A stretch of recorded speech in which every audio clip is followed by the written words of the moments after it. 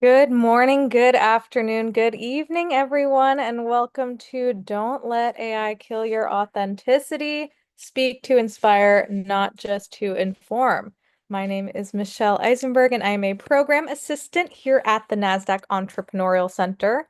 And for those of you who may not know, the Nasdaq Center is a nonprofit improving access and knowledge in entrepreneurship to advance economic progress for all. And so, as you will see in the chat in just a moment, the NASDAQ Center provides programs, resources, and exceptional mentorship to help entrepreneurs fuel prosperity no matter where their journey begins. So, definitely be sure to check out those links and resources shared in the chat. And just a couple of housekeeping items. We're going to take a few polls, step back, and take a temperature gauge on how everyone's doing today. We use this information to guide the programs we provide for this global community of entrepreneurs. And so if there are any specific topics or challenges you would like us to create resources for, definitely feel free to share those in the chat. And then let us know where you are dialing in from by dropping it in the chat. We'd love to see where everyone is joining us for our time together today. And lastly, we're going to have some live Q&A at the end of the event, so definitely make sure to submit your questions at any time using that Q&A function at the bottom of your screen, and we will try our best to get to as many as possible. And so while you are continuing to answer these polls, I just want to take a moment and recognize the incredible support of our corporate partners. The work that we do at the center would not be possible without the generosity and belief of our partners and founders, including Nasdaq, Wells Fargo, JP Morgan Chase, KPMG, Walmart, the Asia Innovation Hub, Wilson Sonsini, the Narit Foundation, and BPM. We are deeply grateful for their partnership, and we hope you will join us in sharing that appreciation. Awesome. We got this last poll going here. All right. We got folks from Maryland, California, Florida. Welcome, welcome. Great to have you all dialing in from all over the place. All right. All right. Awesome. Got that poll going. Looks like sales up at the top. Wonderful. Awesome. All right. Well, with that, without any further delay, please join me in giving a warm welcome to our special guest, Julia Kraft, founder at Speak to Inspire. Julia, so great to have you back for such an important topic. Super excited for this one, and I'm going to pass it right over to you. Thank you. Thank you so much, Michelle, Anna, and NASDAQ. Good to be back here. And just seeing that the sharing is paused. Hold on one second as I get my screen share up. There we go. Okay. So we are here to talk about AI, which is something that I don't talk about that much as a speaking coach, because speaking in some ways is a very different experience than AI, but we're going to bring them together because the world is bringing them together these days. You walk up in front of a room of people. Imagine it's your opportunity to pitch your idea. It's your opportunity to share your vision and to get funding. And you look out of the room of people. You knew what you were going to say. You had AI create it for you. But how do you usually feel when you get up there, when it's the moment to speak? Write that into the chat box for me now. How do you feel inside yourself when it's your moment to speak? Is it comfortable? Is it confident? Is it exciting? Is it terrifying? Is it anxiety ridden? How do you feel? Nervous. Yeah. Okay, great. Yeah. I know what you mean. And we all often have some nerves, some anxiety, some trepidation about those moments. And we're going to see if AI can help us with that or how you can find your authenticity with or without AI. Okay. Speaking has changed. And I don't know about you, it's good in some ways and maybe not for the best in some other ways. Speaking has changed, first of all, in terms of when COVID happened, my business completely changed because speaking went virtual. Now, some things have become in person again, but things went virtual. Also, social media has changed our attention spans. So, our relationship to seeing a speaker has changed, our expectations have changed. And then now, recently, AI coming on the scene and changing how we relate to content creation and how we create our own ideas to this idea of authenticity. What's mine? What's coming from, the internet? For all of you, are you used to being in the background or maybe on the sidelines when you know you have tons of expertise and passion to share? Is that your relationship to speaking? Do you have some self-consciousness, perfectionism, maybe imposter syndrome that you're looking to something like AI to help you figure out what to say so that you don't have to play small? And maybe you're stressed about how long it takes to prepare a presentation. We're going to talk a lot about preparation today.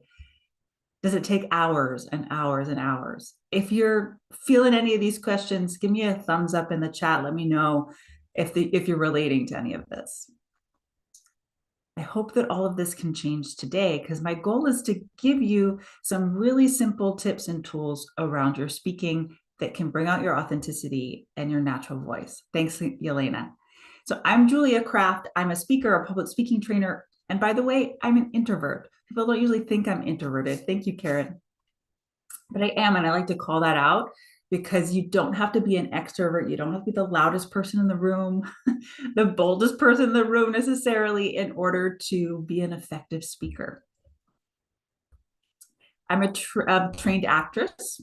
FYI, my background, I went to Emerson College. We were talking about Boston before you all came on.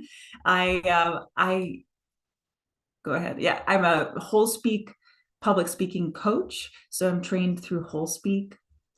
And I'm the founder of Speak to Inspire Coaching over the last 10 years. I've taught thousands of live workshops in the last 10 plus years. I've taught thousands of one-on-one clients.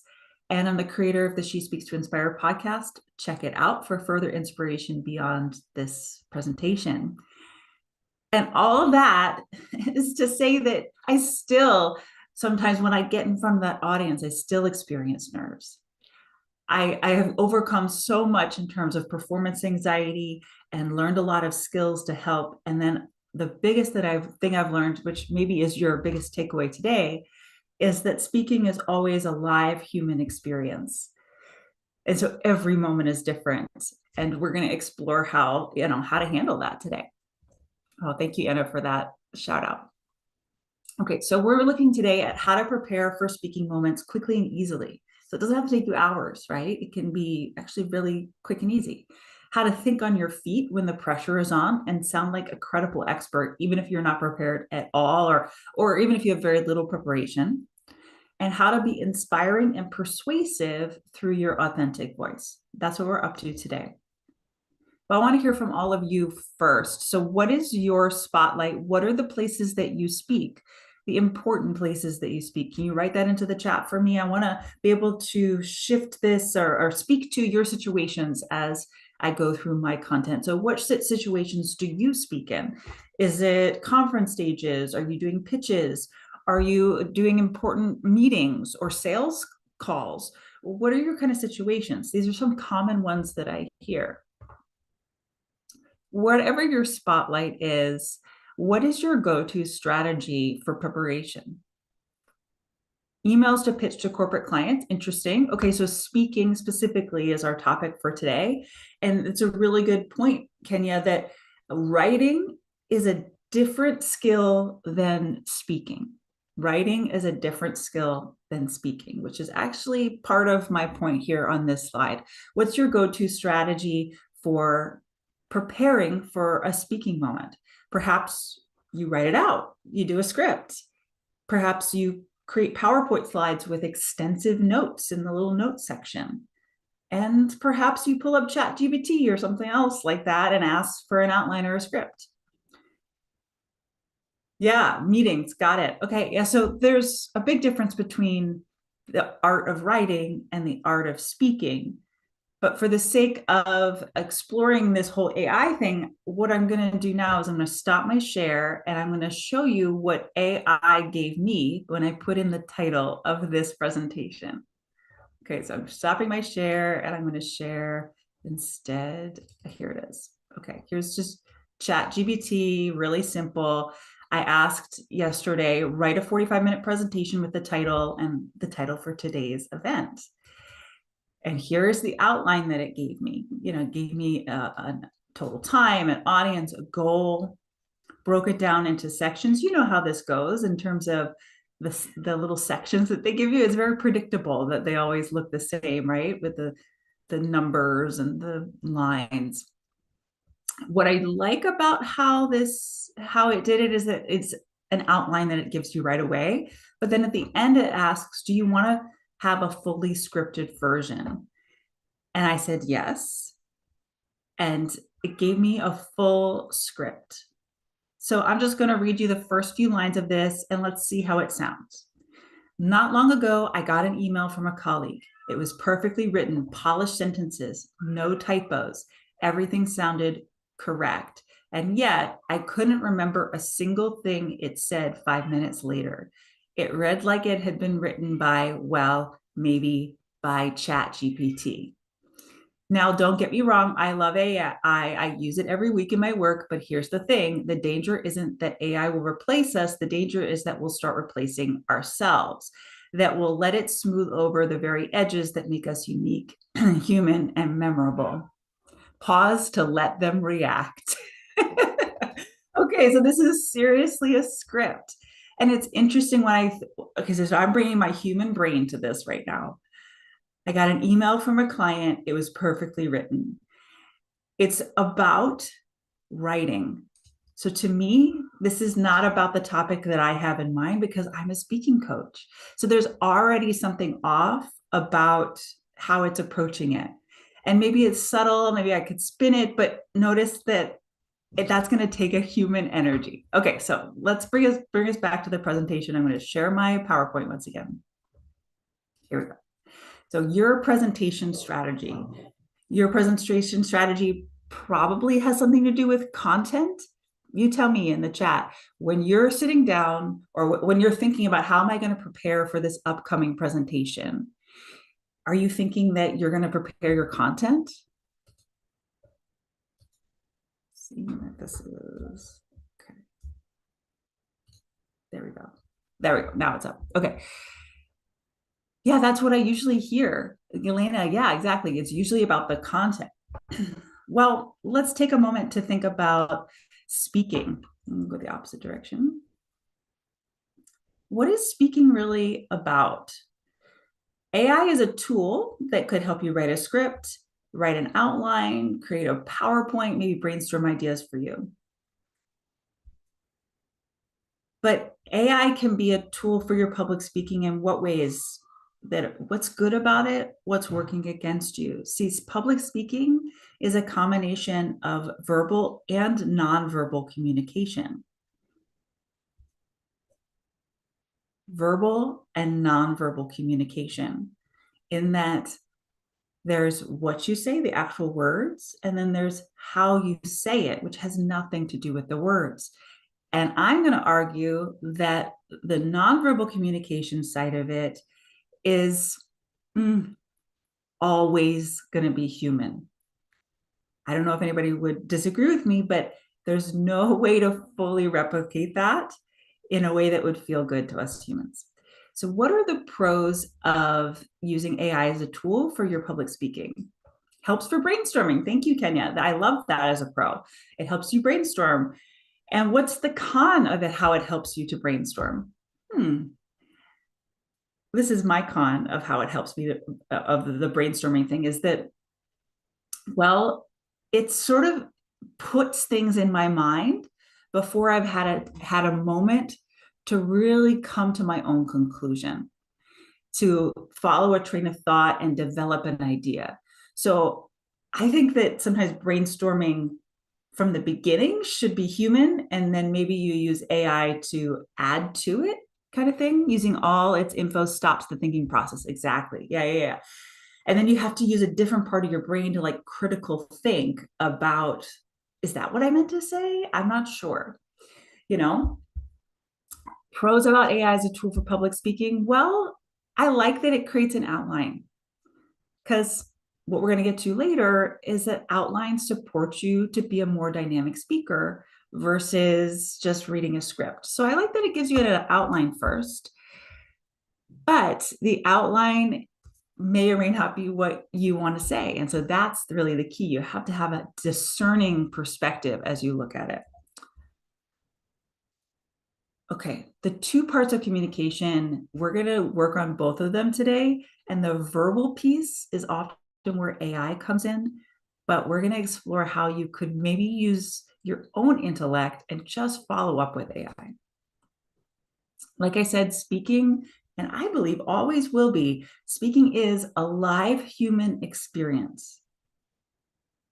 Live in that it's alive, it's happening right now, and human in that it's essentially coming from our human nature. It's not necessarily about language or written word. It's about the human live experience. An experience being that it's happening right now, it's tactile, it's embodied. With that in mind, it's important to say that AI can't, never could, will not give the talk for you. So if you use AI to prepare your talk, great. But then there's going to be a point where you have to completely let it go and figure out how you're going to show up. Public speaking is very much an art of working with your human body, your human voice, and your human mind. I don't see that changing no matter how much AI takes over our world. And how I envision the future going is that, yeah, AI is going to, we can all tell it's going to take over a lot of things. But those who have really good public speaking skills are going to start to stand out. The excellent communicators are going to stand out. The soft skills are going to matter more, in my opinion, because there's so much energy and training and like stuff going towards technology. People that actually have these soft skills still might be, more rare. So I think it's worth investing, like you are now, in learning more about those soft skills. There are two parts of speaking confidence: external and internal. This goes right to the heart of why the human live experience of public speaking can be so challenging as a skill to build. The external speaking confidence is how people perceive you from the outside. But internal speaking confidence is, do you believe in yourself? Do you believe you have something worthwhile to say? And if those two things are at odds, if they're not working together, then you're not going to come across as confident and your message won't be received as well. That's when, speaking might end up being robotic or flat, especially if you use an AI script and then you're relying on it because there's nerves. Things become robotic and flat. So let's get into 3 keys to authentic and confident communication that you can use in any situation where there's important speaking. And when I say important, it could be a huge conference with thousands of people, but it could also be a one-on-one interview or one-on-one sales pitch or something in between. Any moment of communication that's important to you, where you want to bring your authentic voice out, you want to be more confident, and you want to be an excellent communicator because things are really at stake. These are going to help you. The first thing we need to explore is a very human thing, which is, if you're feeling nervous, how to calm your nerves. What I find is, if our nerves are high, then it's difficult for us to think clearly, right? What happens when you're nervous? What are some of your symptoms of nerves? What challenges do you have when it comes to communication confidence? What kind of things happen to you? Well, a lot of times I hear people are blanking out, right? Stumbling over their words, rambling maybe. Freeze up. Exactly, Kenya. Yeah, the freezing up, speeding up, right? Things get really fast. You just want to get it over with. Yeah. These symptoms are really normal. And your nervous system communicates with you through physical symptoms. Your heart racing, you're sweating, maybe you have tight muscles, blanking out, rambling, stumbling over your words. Maybe your body gives you flushed cheeks, shaky knees, wobbly voice. Again, AI can't solve this for you. Now, what would AI say in terms of calming your nerves? What is the information that it would give you from the internet about all the ways to calm your nerves? Ultimately, it's about you working with yourself in your own body, in your own mind. But I want you to know that nerves are normal. They're incredibly common. They're the number one fear. Look at that. The highest number one fear, and like death is down to number 7. It's crazy. When a tiger is chasing you, you have that fear response. How does your nervous system respond? You see this little guy up on the stage, he's in his freeze mode. He's got this sense of, oh my gosh, there's danger, right? Well, real quick, we're going to go through how your nervous system processes fear. Again, this is something AI cannot solve. This is something that has to be addressed through you working within yourself to calm your nervous system. But if you understand it better, you understand the process, you can know what to do about it. So the first level of your autonomic nervous system is ventral vagal, safe, social, engaged. I call this stay and play mode. Like, we're good, nothing's going on. I can stay and play and stay engaged. You're probably in that state right now. We're in this state most of the time. But as soon as something triggers you to feel like, oh, there's a threat in my environment, that person is judging me, there's a lot of pressure on me. Yeah. Then we go into mobilized, agitated, frantic, or colloquially, we call this the fight or flight mode. Fight comes first, by the way, and then flight. It's not very appropriate to fight back against your audience. So flight mode is much more common. We want to run away. We want to get out of the room. We want to get it over as quickly as possible. Most situations we can't run away. So then we end up in freeze mode. Numb, collapsed, shut down, dorsal vagal activation, where you're in freeze, like Ken was saying, right? Just this sense of, I'm stuck here, everything goes to a baseline. And this is where the scripting feels like a good idea. Okay, I've got my AI script. I'm just going to read it. Who cares if I sound like a robot? I'll get the information out and I'll get this over with. Give me a thumbs up if you've ever done that, experienced that, used a script to get yourself through because you're actually in freeze mode. Oh, I've been there. I've been there, and so many of my clients have as well. Well, we're going to do an exercise now. Yeah, Kenya, you've definitely done that. We're going to exercise, super simple exercise that helps you to down regulate your nervous system on purpose. Again, AI might tell you to do this, might say, deep breathing helps with calming your nervous system. I bet that AI would tell us that if we asked. But ultimately, it's about you doing it in your live human experience to have a different experience within your nervous system. Okay, so lean back with me now in your chair. Get comfortable, get your feet on the ground, relax your shoulders, relax your belly, and exhale completely to start. Through your nose, inhale for 4, 3, 2, 1. Out the mouth slowly for 4, 3, 2, 1. We're slowing down. Inhale through the nose for 4, 3, 2, 1. And out the mouth slowly for 4, 3, 2, 1. Last breath in through the nose for 5, 4, 3, 2, 1. And out the mouth for 5, 4, 3, 2, 1. Back to your natural breathing rhythm. Notice the difference from just taking 3 deep breaths, stopping your mind, stopping any interaction with the computer, really, and stop worrying about your content. What was that like? What's the impact of taking 3 deep breaths? A lot of times people say that they feel calmer, things slow down. So simple, but so powerful. I'm so glad, Yelena, that you experienced that.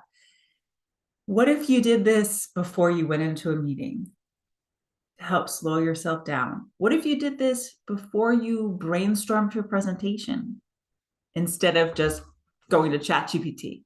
Yeah, it'd be different. It really can help you connect to your human experience, the expertise, the perspective that you have that you want to share in this upcoming meeting or presentation. Let's build on this. Getting into the content stuff, the verbal communication. The next key to confident and authentic communication is to master improvisation. So when I say improvisation, what do you think of? What comes to mind? Improvisation is not about like comedy improv. I'm improving right now. We improvise all the time. Oh yeah, and music, jazz kind of stuff, right, Candida? Yeah. So yeah, there's lots of improv out there, but we also improvise all day long when we just talk to our friends and family and our colleagues or whatever. You're improvising because you don't have a script, right? I went to theater school and I was trained in how to take a script and bring it to life. That's a skill and it's not an easy one. It's hard to do that well, I would say, like really make it feel like that script is happening right now. That's a really hard thing to do. Not the skill set that most entrepreneurs and professionals need to develop. Improvisation is the skill, or mastering the art of improvisation under pressure is the skill that I would say you need to develop. And it has nothing to do with scripts. It's really about improv structures so that you can think on the fly and still sound credible. And then it's the experiential skill of getting into a flow state so that you build a trust with yourself. Let's build on this by talking about the mindset of improvisation. It's the art of yes and. Whatever comes to your mind, whatever happens outside of you, you say yes to it. Versus just imagine if you just said no to it. No, I don't think that's right. No, I don't, I probably got that wrong. No, all that second guessing, judging, criticizing, that's not going to help you get in a flow state, right? So the mindset of improvisation is yes. Okay, yes, like open. But then there's an and I'm going to add on to this. I'm going to move things forward. Yes, and yes, and yes, and over and over again. If that's your attitude and mindset, improvisation starts to flow, have momentum, and a life of its own. Frameworks and structures in terms of improvisation are the key to organize your thoughts, keeping you on topic while being concise, and avoiding rambling, blankouts, robotic delivery. Frameworks and structures are the key to making improvisation work, even if there's a lot of pressure and a lot at stake. So we're going to learn a structure now. The power of threes is a really simple and powerful structure that you can use in any situation. That just simply takes your idea and you break it down into threes. Now, why is 3 powerful? Why not 2? Why not 4? Why not 7? You know, they're all good numbers, but why 3? Well, threes are everywhere. 3 Musketeers.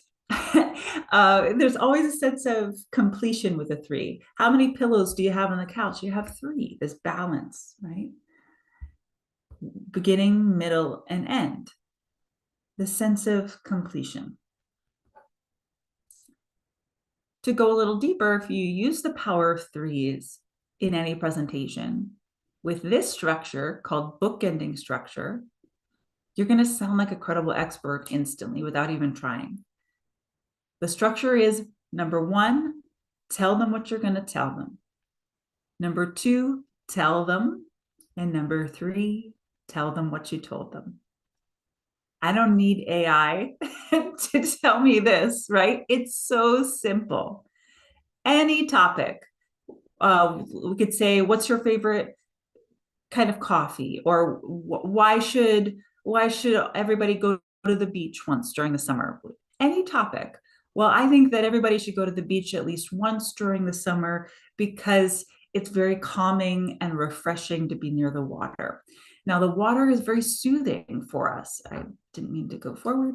The water is very soothing to be near, and it calms our mind, calms our body, and brings us back to the present moment. So I really think that there's a lot of value in going to the beach at least once every summer.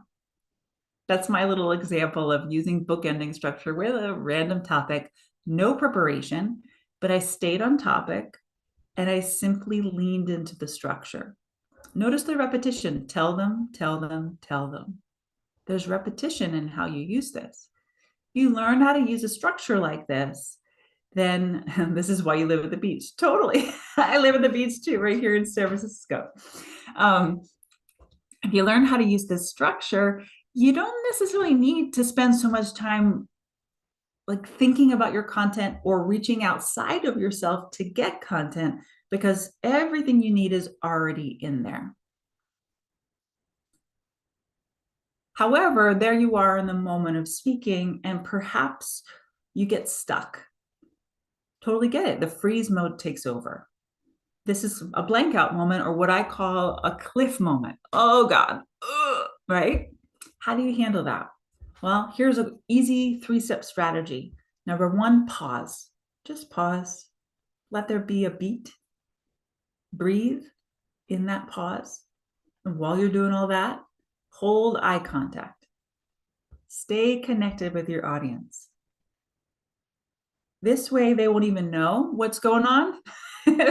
Usually, they have no idea. And also, it builds this sense of anticipation of something about to come, like a dramatic pause moment, which is good. Again, AI can't do this for you. It's going to be you within yourself managing your nervous system enough to breathe and pause and gather your ideas. Are your ideas outside of you on the paper, or are they in your head? Interesting question.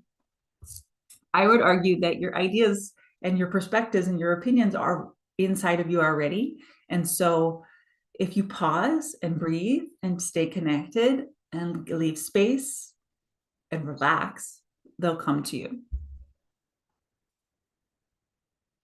Building on all of this, once you have your nervous system calmer, once you have your ideas organized in simple structures and frameworks, then we can explore nonverbal communication. AI could tell you some go-to strategies people teach online for gestures and eye contact, but ultimately it's going to be you doing it with your body. Most of us, or most of what we're responding to in others, is nonverbal communication. So this chart is showing us how much we're responding to in others. Many studies have found that the words that people say is only about 7% of what we're responding to.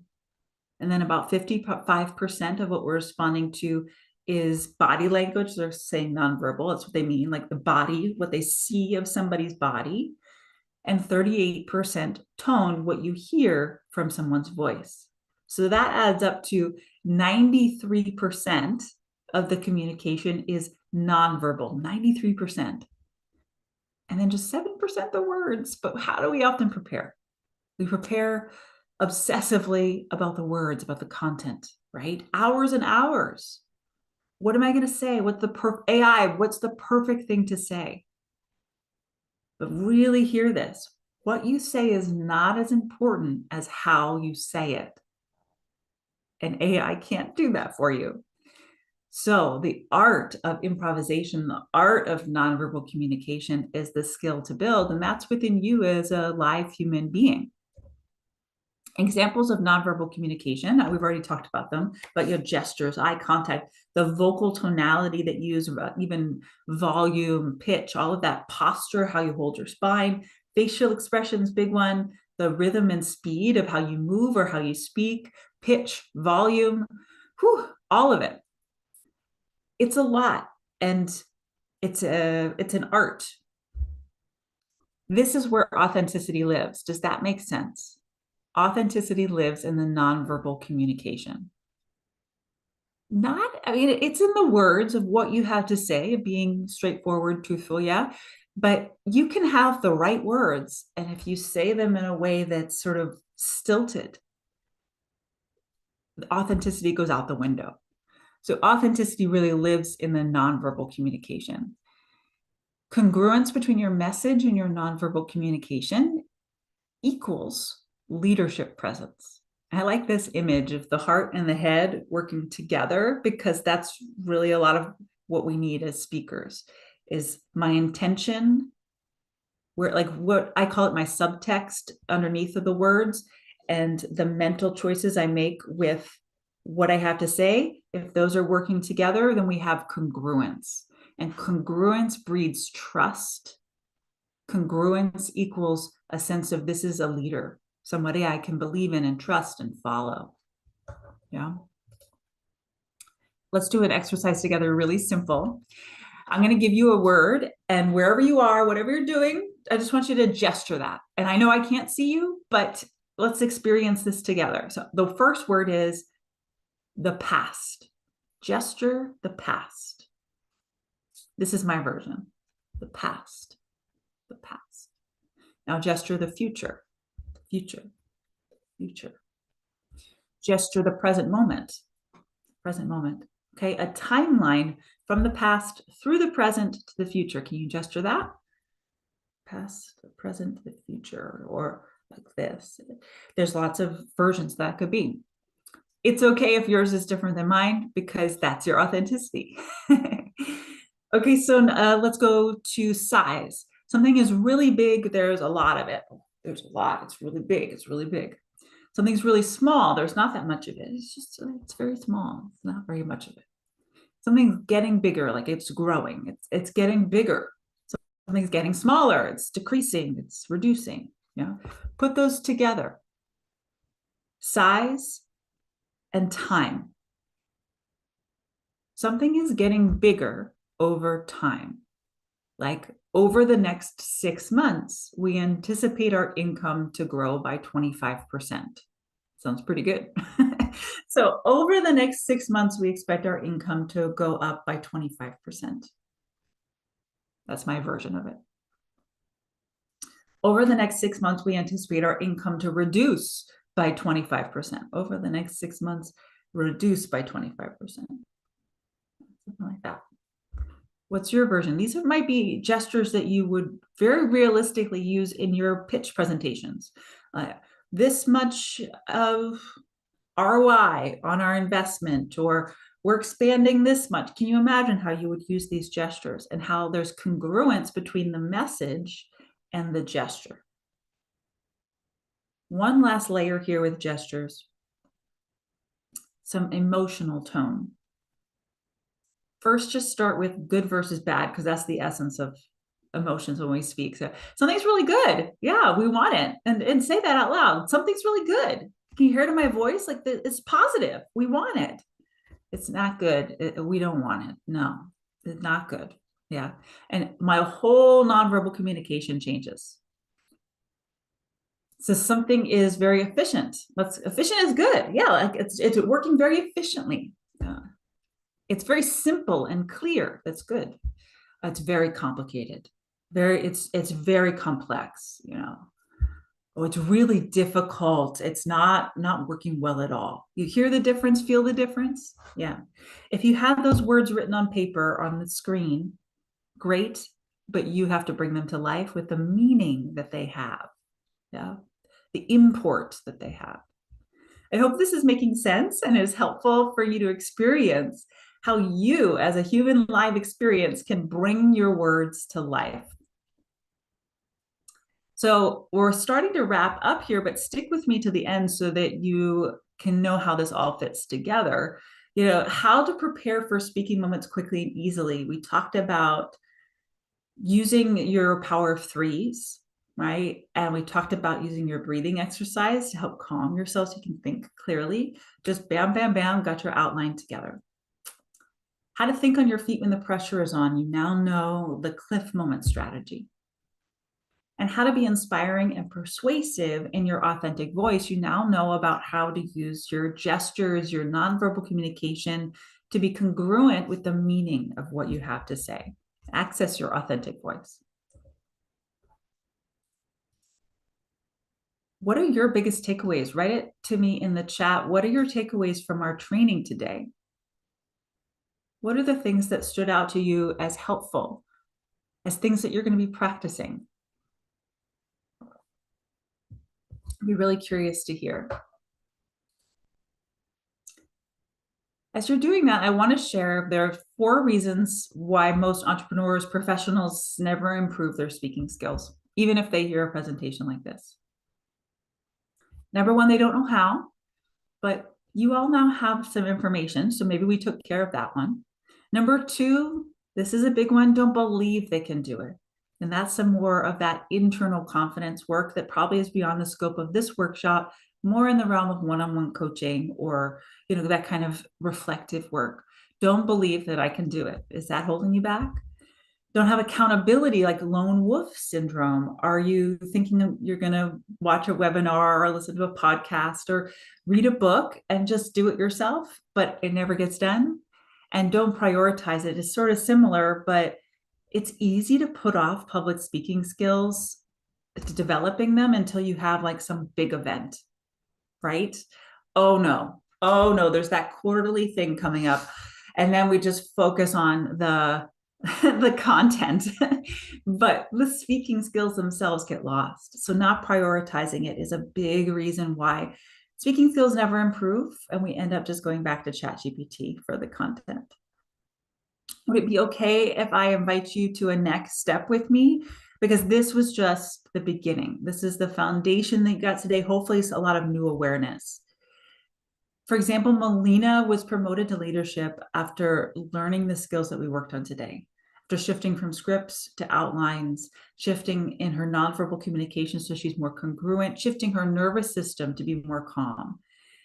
And Essie overcame her biggest fear, which was public speaking. It was speaking to large groups. You can do the same. And so I want to invite you to schedule a Speak to Inspire session with me, which is a great way to clarify your goals around public speaking.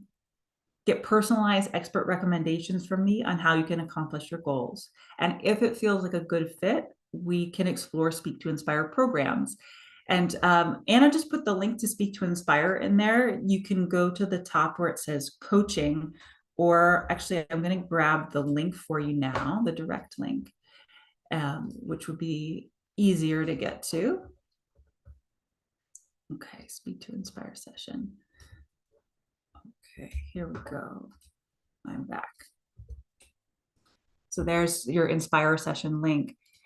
While you're grabbing those sessions, because there's only a few in the next week or so that are available, Shannon is a great example of somebody that really used a lot of scripts. And maybe you'll relate to this. She wanted to get everything right. She would write everything in eloquent paragraphs, excellent writer. But then she was terrified and panicked when she was up there. And through working together, helping her release the panic, know what to do to calm herself in the moment, and knowing how to organize her content differently, she said she has small waves of terror, but not a debilitating tsunami anymore, which I love that metaphor. It's really good. So if you want to reduce your nerves, increase your confidence and leadership presence, I'd be happy to talk with you. Schedule a Speak to Inspire session. We can look at your goals, give you some expert recommendations, and see if Speak to Inspire programs is a good fit for you. Thank you so much. It's my belief that the world needs your voice, your authentic voice and expertise. Go to speaktoinspire.com for more inspiration. Listen to the podcast for even more training.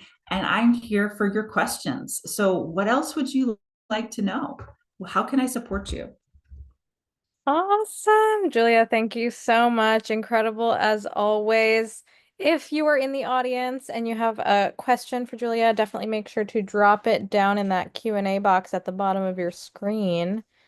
We'll try to get to as many as possible. Just I guess to start off, something that I know entrepreneurs are often struggling with, especially, we have a lot of like high growth, tech businesses, or, it could really be applicable to anyone, where you kind of have this like complex or like technical, ideas or concepts related to your business that you're trying to communicate. And I think a lot of people, go to a tool like ChatGPT to like organize their thoughts. And so like what's the balance there in kind of like, helping, to simplify those kinds of concepts without losing like the nuance or credibility. Yeah, I love this focused question. So the first thing I would say is it's all about simplifying. that's that's what you need to figure out how to do is how do I take a complex idea and simplify it. That's why structure helps. Is like, okay, there's just going to be three things. How am I going to fit my complex idea into three sections? That being said, instead of writing it all out, I do recommend talking it out, like talking it out loud versus writing, which engages the way of relating that's around speaking versus writing. They're just different skills. So talk it out versus write it out. And a great way to talk it out is with somebody that's neutral. And when I say neutral, it's like not your colleague or your co-founder, somebody that's totally outside, maybe even of your industry. And this is what I provide to my clients a lot of the time, is a place to talk it out. I don't know what I like. I've worked with advanced mathematicians, and I have no idea what they're talking about. It's these crazy calculations and algorithms and stuff. I don't know what it is, but I can say that doesn't make sense to me. Can you simplify it more? How would you say to a 5-year old? Can you make it simpler? Like until it's really clear. We boil it down to what are the three things? What is the beginning, middle, and end? How can we make this really simple? And that's a process again of talking it out versus writing it out. Yeah. Yeah. Yeah, really interesting and yeah, so important to, like get those outside perspectives. I know a lot of folks, are, have some kind of, communities or networks that they can tap into. But if not, we also have these communities here. And there's always folks that are, of course, willing to help you out there. Just to So speak to that, Michelle, oh, somebody yeah. that's not in the same kind of headspace that you're in. So if you're an engineer and you're talking to another engineer, you're not going to get a good perspective on speaking. You need Yeah. to talk to somebody that has more of a right brain leading perspective on life, which is again something that I really bring. I have an artsy background, so that I work with these techie people, and I just bring that right brain perspective of like, this is communication. This isn't about the details. This isn't about the nitty gritty or even the concept. It's just like, is this making sense? Are we connecting? That's where we need to come at it from. Yeah. Yeah. Oh, I love that. Amazing. We have a great question here coming in. I only get nervous when I need to improvise a quick timed pitch. I know this is something that a lot of entrepreneurs have to deal with Mm-hmm. in some capacity or Yeah. prepare for. I think my tendency is to either freeze because I don't think I'll have enough time or I'll speak really fast. Any Yeah. pointers for that? Yeah, I know that's a big issue, either, like blanking out or like, rambling. So any Yeah. thoughts there for just, in that moment, trying to like recenter yourself. Well, there's a lot there in that question. First of all, a timed pitch, I'm imagining like 2 minutes, right? Super short. And I think of that as a what do you do statement kind of thing. Like, and that's the kind of thing that I would have sort of prepared. Now, I don't mean scripted, but you need to have thought it through and have it written in an outline that you've practiced enough times that it's not completely new in the moment. It's just too much pressure within a short period of time to organize your thoughts, and it's too important, right? So that is something to have thought through, especially when your topics are very complex. That being said, in that moment, it's going to be different. you're going to be different, the audience is going to be different. So there has to be room for subtle adjustments. And the way you handle that is the cliff moment strategy. You're going to go slow and deliberate. Take breaths when you need to and stay connected. Um, if you've thought it through, you know what the content's going to be, you know, like what has to be said, and you're going to make sure that it's not more than what could fit in 2 minutes. So that's already taken care of. Then just be present. Easier said than done. I know, yeah.